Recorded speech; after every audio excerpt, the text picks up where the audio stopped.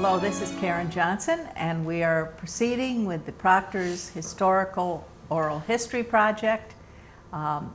This is October 26, 2013, and my guests today are two distinguished individuals from the Schenectady City Engineering Department. Bernie Sisson, who started out his career and cut his teeth on the Proctors project, and Paul Cassilo, who was I don't know what you were at the time. Assistant city engineer, because time passed and everyone got to be something higher over time. So Bernie, you told me that you were like, tell me how you got involved in the first Proctors project. Let me give you just a little history as far as how this came about. Is I was hired on April 17th. At that particular time, John Nagel had retired the Friday before. George Goodrow had moved up to the city engineer, and Paul had just become assistant city engineer. And that being said, George came back to me right at the beginning and asked me if we could do Proctors roof, and I said, sure, we can do Proctors roof. And that's how I got involved in Proctors. That was the first project I ever did with the city of Schenectady. So you were the junior guy and you got the big job. That's about right. That's what took place, yeah. So Paul, what do you remember about this? I remember that I had just taken over as the assistant city engineer, and George came to me and says, we have to renovate Proctors. We had just taken it over, and he said we have to make it fit for use. It had been in disrepair for many years. And it was I think my first project as the assistant city engineer. I had been a design engineer before, and I remember we just hired Bernie just months before that. So Bernie and I worked on the project together. So was this in 1978? This was 1978. And the situation was that the theater, which had been owned by a private individual, was foreclosed, and it was now in the city's title. Yes. And they did not want to have water pouring in. They wanted to, the goal was to renovate it enough so we could turn it over to ACT so that it could become a viable theater again. Okay, so you remember that ACTS was already in enough yes. organization that was the goal? That was the goal. That was what I was told, yes. See, Bernie told me that I was council president when this was voted, and I have no exact memory of that. I believe you were. You were council president. I'm pretty sure that you were council at the present. There was Howard Carpenter at the time, Dave Roberts, a few of the other council people. You know, if you back off from all this, what you learn is that the city was really working in concert with ACTS during this entire period. They were formed in 1977. So tell me, the roofs of Proctors, it's not a roof. I mean, it's not like one roof, is it? What is it? It was kind of unique. Actually, once you got involved into it, there was some masonry repair. There was some walls that were in really bad shape. We had to do some masonry repairs.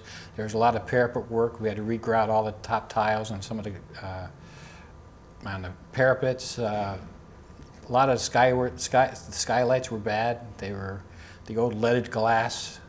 Some of those had to be taken off, and we actually replaced them with plywood.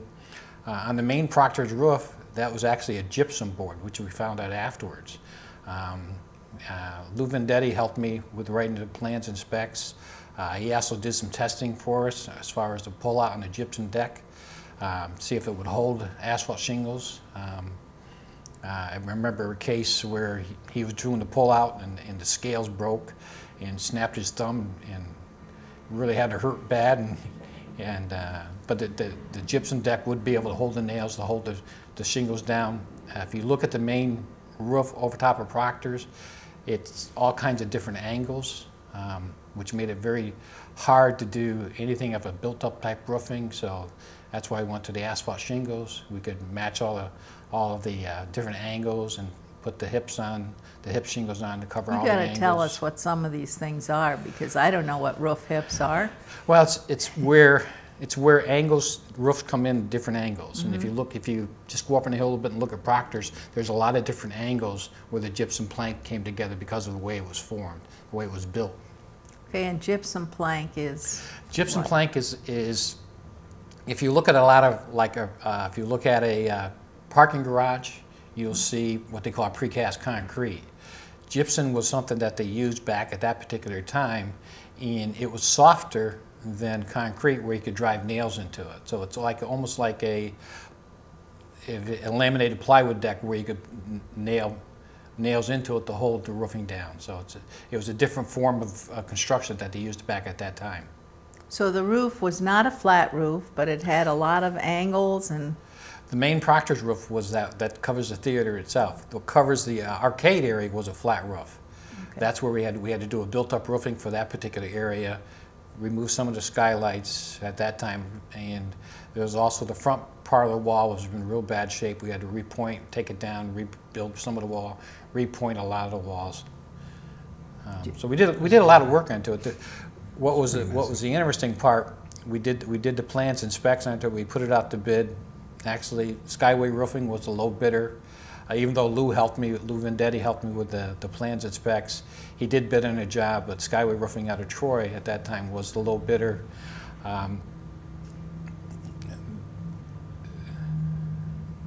So we end up putting the bid together.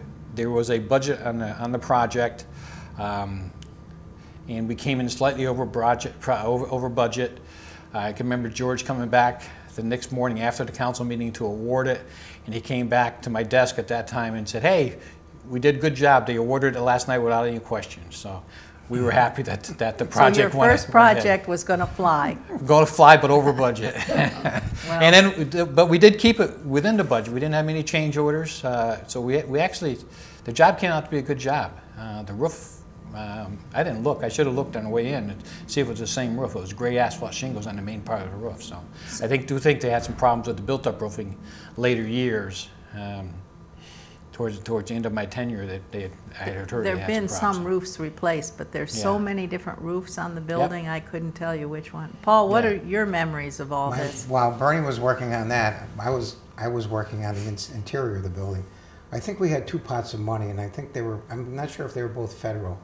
We had about $840,000 or $50,000 to do the inside. It wasn't really renovations. It was really, like Bernie said, the plaster was all cracked.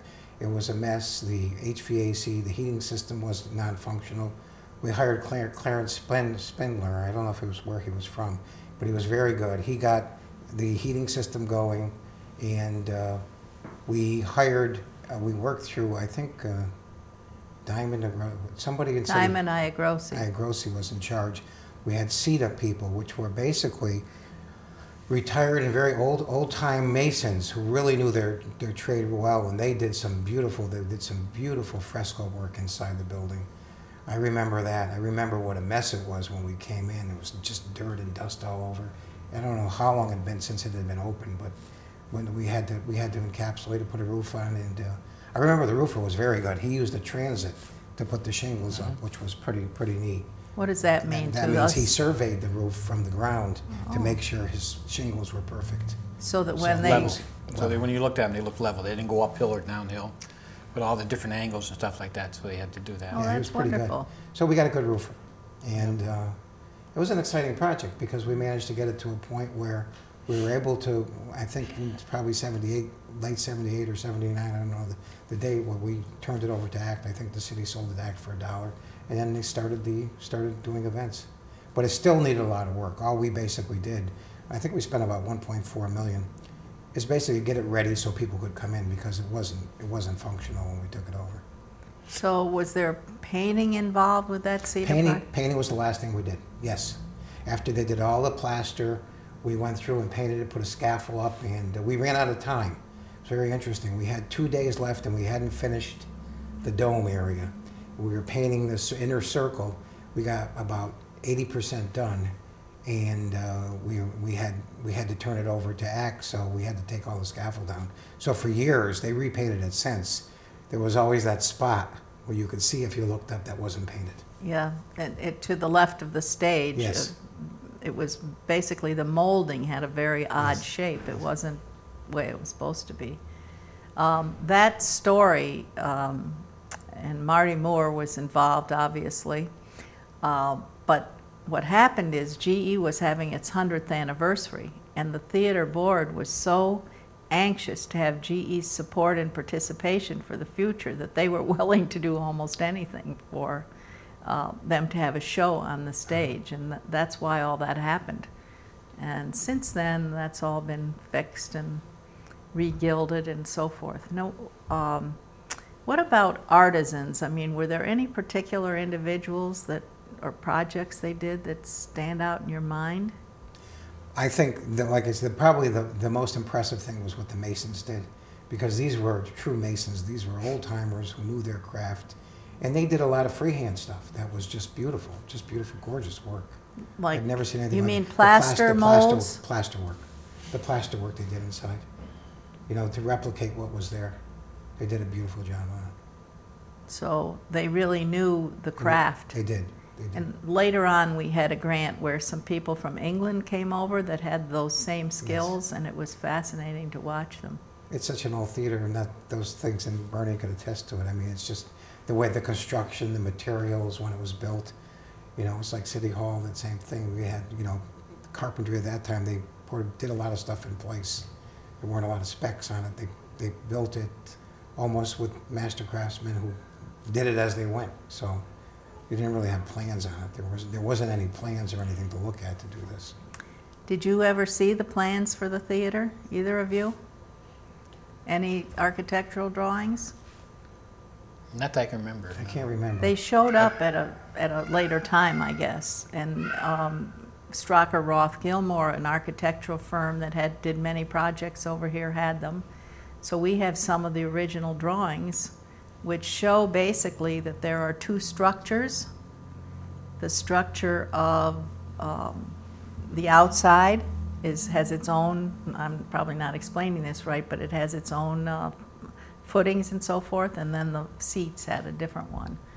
So it could handle a lot of weight. And did you ever get involved as a consultant of any kind when they were looking at whether they had some shows that had very rhythmic music, and the balcony was springing a little bit and it was worrying everybody?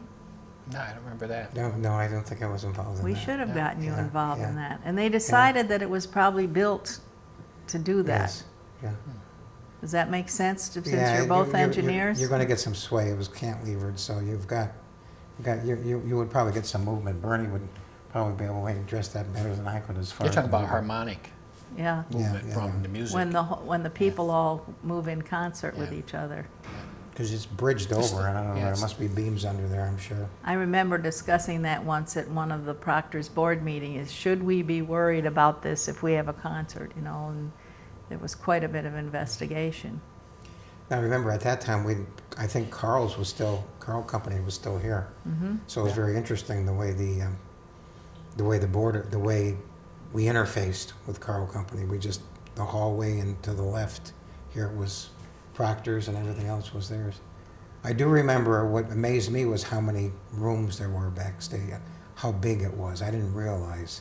I came here as a kid, probably when I was 10 or 12, and used to go to movies. I think they were like a double feature for 35 cents. We'd walk downtown. Did you behave? Yeah, we pretty much behaved here. This was a nice, and there was a plaza. There were 3 theaters downtown. There was the State, the Plaza, and Proctors. I think Proctors was the biggest of the 3, for sure. But it was just beautiful. And Just were there gorgeous. serials that you'd come and see every week? No, we just used to be double features. I don't know, Gunga Din or whatever, those kind of movies. They were funny movies. CinemaScope was just coming in color. But I remember nothing was air conditioned then. It was really warm. The feature was you could come down here and for 3 hours get out of the heat, because nobody had air conditioning when we grew up. It was the fans in the window, basically. If you were lucky, you had a fan. Did you ever see the air conditioning, the old Carrier air conditioning unit that used ice, and it had something fans, and it had a screen, and water went on it, and it went round and round, dipped in the water, and then blew on this? Yeah, I did. I was able to go down when we were doing the investigation at that time. We went downstairs, went down cellars, and seen how the air conditioning worked, so to speak, and it was a water system. So it was pretty interesting. So, also, the old bathrooms. The old bathrooms actually shot off into where new hotel. I forget the name of the new hotel, but it actually came off into the bath. The old bathrooms were beautiful, except they were just so far deteriorated they couldn't save them. So people have talked a few times about the fact that the Cowhorn Creek goes underneath Proctors. It does. So, I mean, when you think about Cowhorn Creek, to me, what is that? Well, actually, Cowhorn Creek starts off in Central Park, and it comes all the way down through Vale Cemetery. And at one time, it came all the way down through what was the Two Guys parking lot, and then came all the way through underneath Proctors and downtown, and actually through the front steps of 1 Broadway, and joins together with Mill Creek, which comes down from Broadway. So that's where Proctors come through, and it's actually it's a stone arch. And when we got into it a little bit more during some of the Proctors renovation, the recent renovations that they did, there's a wooden floor into it, so we end up having to replace some of the wooden floor. Also, Proctors did. So it's quite an arch. Right now, it has been cut off basically at Knott Street, or Knott Terrace rather. Cowhorn has been cut off, and it's actually Cowhorn now circles around and comes down past City Hall, down through Liberty Street. So, but it still collects up those parking areas, drainage next to City Hall, some of downtown drainage, and it still functions, but not at the same size that would have to function. So the physical Cowhorn Creek looks like what? Used to be a big stone arch inside. Now, stone arch, is that like? With a wooden floor. Yeah. It was like a stream. It was a stream, basically. It's a stream. An arch means an arch over the stream? Yep. Yeah. Which A big is culvert, basically. made out of like what? Back at that time, it was stone arch, mason and stone arch. Yeah. Brick and stone, big cobbles. Had a lot of them up through Union College too. Some of the stone arch bridges. College Creek is. College Creek. Yeah. The same type of structure. It's Same amazing, structure goes amazing underneath. structure. So can you say the Cowhorn Creek probably doesn't come through Proctors anymore, but it's still picking up drainage from local sources? The creek itself doesn't come through Cowhorn other than picking up the storm drainage from Two Guys, Liberty Street, Clinton Street, downtown State Street. It does pick up some of that flow yet. And do you ever remember any stories of problems that caused? Or I remember It a was just store guys there. going in there occasionally. Not too often. Thank God we didn't have any problems with it. I can't remember. Not with Cowhorn Creek. We did have problems with sanitary sewer in the back, but that was a different story. We Now finally got that straightened out. Were you both still involved when the 400 block built the canal? Yes. Yeah. What do you remember about that, Paul? I remember it was basically a private enterprise. The 400 block got together, and it was a major renovation. They made a nice little square in the middle, and I remember the most I remember was the Friday night parties. They used to have parties after work at Friday night in the back, which were kind of neat. And Peggy's, I think, was opening. Angelo Mazzone, I think, owned Peggy's at that time. Time Jewelers, I remember Mel Mintz was very active in it. And, So even though they built 2 large ponds, well, they weren't enormous, but 2 ponds, and then a swimming pool construction all around connecting them, and then bridges over them that when Yes. it froze, you'd slide down. Yes. And they were quite dangerous. Do you remember all that? It was all on private property. And did the city have to approve the plans at all, or did you ever see them? I don't remember. I think the building inspector. I don't remember seeing the plans. Do you I remember seeing the plans because I remember we had to straighten out some of the property issues. So I do remember. So seeing you those were plans. doing some surveying and so forth? Well, there's a lot of property transfers. There's some property transfers that we did get involved into. Yeah. Got really actively involved in closing the street behind Proctors. Okay. That was really difficult, and we worked with the planning department on that because the deeds didn't show any really history of where it went. It looked like it really went back to the Indians, and we couldn't close it as a pub. Then there was a legal issue whether we really could close it without them being a lot of claims to the property. So it was a very complex thing. It took us about 6 months or a year to straighten out all the legal issues before we could officially abandon the street. And there was always the issue of right-of-way on State Street, right-of-ways on the other streets, because it wasn't well established what the right-of-ways were back at that particular time. So they called it. Proctors wanted to have some masonry, some brickwork on the front that was kind of decorative, And there was some kind of an issue as whether that was in the city's portion, and we had to get a revocable permit yeah. and get We legislation used to for do that. those. Yeah. And the engineering department used to do revocable permits. Yeah. We used to have to bring them to city council and get council approval on them.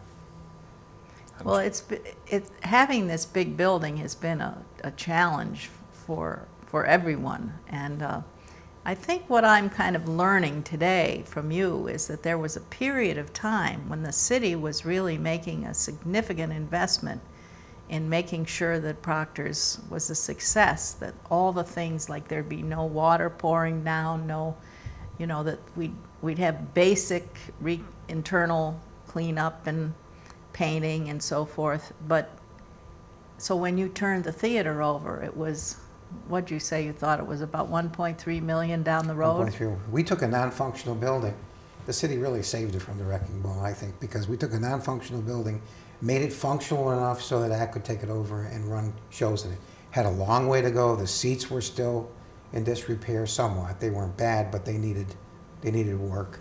HVAC was okay, but it weren't working. I mean, for 1.4, we knew at the time it needed probably another million or two to really get it going. When we left it, we felt really good about what we did, but we also knew that there was more work to be done, a lot more work to be done. Well, I think it's a great story, and the city continued to support some of the renovations to Proctors after that through community development block grants. I have no idea how much, but it was at a time when there was a little more money than we seem to have today, yes. So that was a lucky thing. Yes. And I think both of you are probably very happy that you had a part in this. Oh, it was fun. It was great. Yeah, it was. Look back on At that time, the city was going through a lot of renovations. And I know you mentioned the 400 block, what they call the 400 block. They also had the infill building where you had the parties. You had problems with that, which had to be tore down. And then even recently with Stratton Plaza, with the renovations of Stratton Plaza, the district, the heated sidewalks, all those issues, One Broadway, all of those issues affected what happened in Proctors. So it was when they interesting. were doing One Broadway, I remember hearing the noise of pounding. Yeah, yeah. And usually when you hear pounding, you feel like your building is shaking, and maybe it was. Yeah. One Broadway, was that after my time? When did we do One Broadway? One Broadway was about 90, I'm guessing 96, 95, Yeah, 96, someplace in that range. We did One Broadway Center, and then we did the parking garage right afterwards. Oh, the One Broadway is right here. This is the tall building. Because Dennis was involved in bringing that developer to Schenectady, Yeah. and I was still mayor, so that was up to 92. So that's when it started, though, right? See, it's amazing none of us can remember any dates. We got to do research. Oh. The other thing, let's remember, at the time, the engineering department in Schenectady was, we had 3 professional engineers. We did 50, 60, 70 projects a year. We were doing a ton of projects. We did the, Tom O'Brien, we did the parking garage. Parking garage, yeah. That was done through the engineering department. It was very tricky, though, because it was really, the IDA did it, and we did it in a way where the city was involved, but it was be able to turn over to, I believe, the IDA. Mm-hmm. Very complex. A lot of collaboration, and I think that's really what made all of this work. Yes. So thank you both for being here for our oral history project, and I hope that those who see this will learn something new. Thank you. Thanks for inviting us.